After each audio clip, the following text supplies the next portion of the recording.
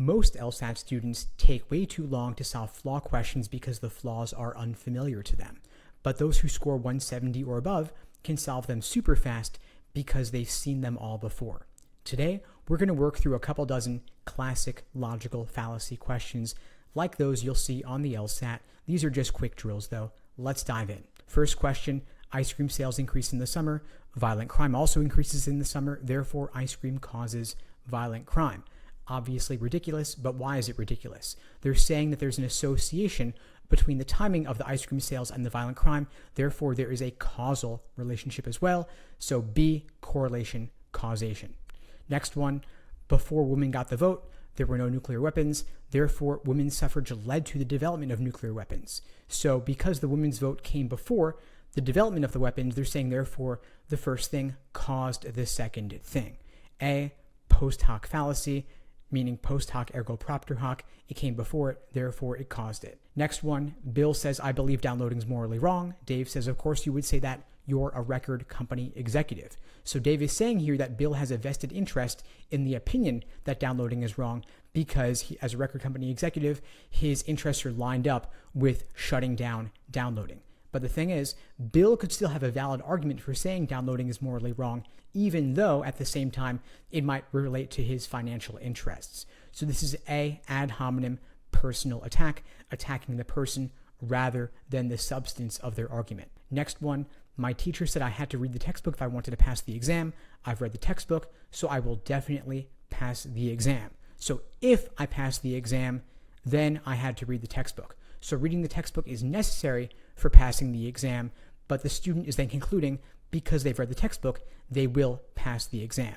So the evidence is pass, then read. So if you pass, then you read. Conclusion, if I read, then I'll pass. Confusing necessary and sufficient conditions, improperly reversing the variables. Next one, before every major revolution, a country experiences economic decline. Therefore, economic decline leads to revolutions. So once again, here we have one thing coming before another thing. Economic decline coming before the revolution. Doesn't mean, however, that the decline is what leads to revolutions. It could be a coincidence. There could be a third variable at play. This is like that post hoc fallacy earlier, also a correlation causation argument as well. I'll only believe in evolution when a monkey gives birth to a human. So they're saying that evolution requires that a monkey give birth to a human, but that's not really what the theory of evolution is all about. It doesn't require that a monkey literally give birth to a human. This person is misrepresenting the theory of evolution. So A, straw man, misrepresenting the argument. Next one, wedding cake. What do you mean your wedding cake tasted bad?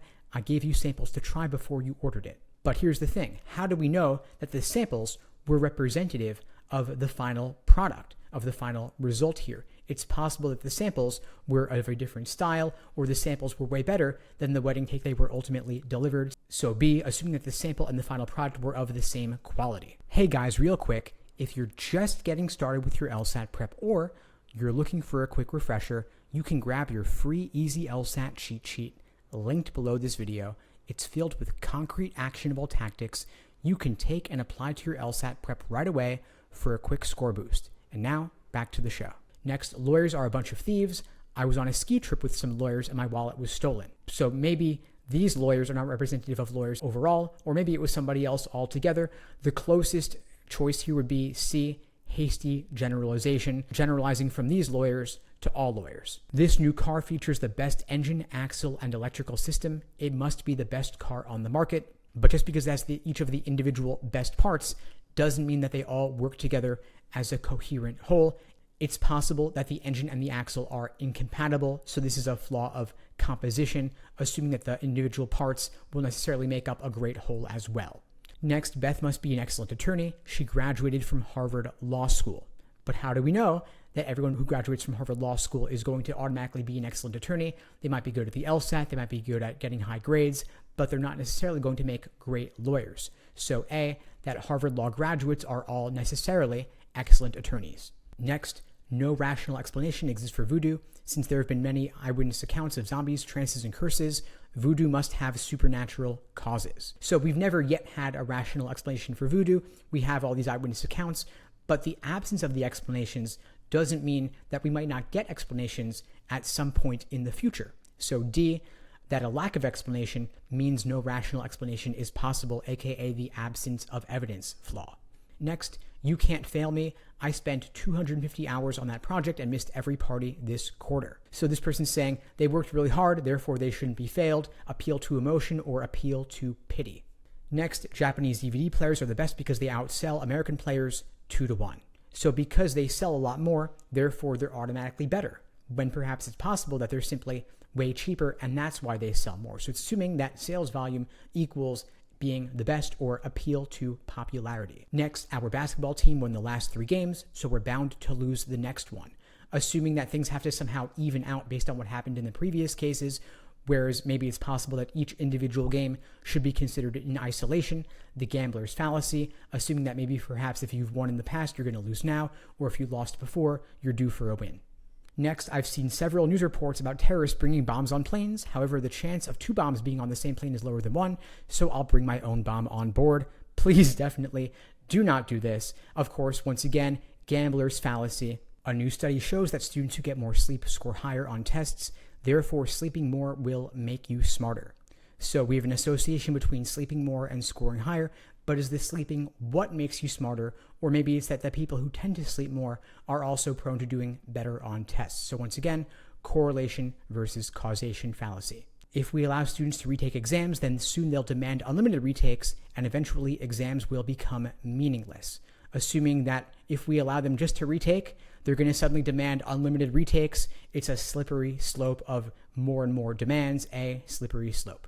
You can either support our plan to cut taxes or you can support the destruction of the economy. Is it either cutting taxes or destroying the economy, or is there some middle ground? Is it that if you don't support cutting taxes, you are automatically dooming the economy? Pretty extreme consideration there. A, false dilemma. Next, only people who score in the 99th percentile on the LSAT get into Harvard Law. Since I scored in the 99th percentile, I'm guaranteed admission. So only those who score in the 99th get into Harvard Law School, meaning that 99th percentile is required. But is 99th percentile sufficient? Well, for example, let's say you have a terrible GPA. Even if you had a great LSAT score, would you necessarily get into Harvard Law? What if you hadn't even completed your bachelor's degree? So this is confusing what is necessary for what is sufficient. B, confusing necessary and sufficient conditions. Next, you either support our company's new policy or you're against progress. Again, 2 extremes. Maybe you're against the policy, but you're still in favor of progress. You just interpret progress differently. So A, false dilemma. Next, don't listen to his argument about climate change. He failed high school science. Even if he failed high school science, his argument about climate change could still be sound. They're saying this person shouldn't be trusted, shouldn't be listened to based on their failure of a high school class, not looking at the argument about climate change on the merits. D, ad hominem, personal attack, attacking the person rather than the substance of their argument. Next, our company's profits doubled this year. That means we're now the most successful business in the industry. Well, a doubling of profits is of course great, but does that mean you're the most successful business overall, or just that you're doing a lot better than you did last year? If it was a super tiny business, even a doubling might not be that significant relative to a competitor. And notice the word relative, a relative versus absolute, a numbers versus percentages kind of flaw. Next, crime rates rose by 10% last year. Clearly, crime is out of control. Well, if they went from, say, 100,000 crimes to 110,000 crimes in a city, for example, 10,000 additional crimes is a pretty serious increase. But if it's a small town going from 10 crimes to 11 crimes, such a small sample, a 10% increase might not be that meaningful. Once again, relative versus absolute flaw. Next, people who own luxury cars are healthier. Therefore, buying a luxury car improves your health. But what if it's something about people who own luxury cars, like having lots of money, that causes them to be healthier, and having the luxury car itself is not the reason for the improved health? Correlation, causation, flaw. Next, you need a college degree to be successful. So if you get a degree, you're guaranteed success. So the college degree is necessary, but that doesn't mean that if you get the degree, you're guaranteed success. That is confusing necessary and sufficient conditions, an improper reversal of the two. Next, this university increased enrollment by 20%, making it one of the biggest schools in the country. So they increased by 20%, but does that mean it's automatically the largest school in the country? What if it went from 1,000 students to 1,200 students? The university, of course, is much larger than it was before. relative to last year. But does that mean that it's automatically the largest school in the country? Not necessarily. That's a percentages versus quantity flaw, or perhaps framed as relative versus absolute. Last one, the slot machine hasn't paid out in hours. It's due for a jackpot soon.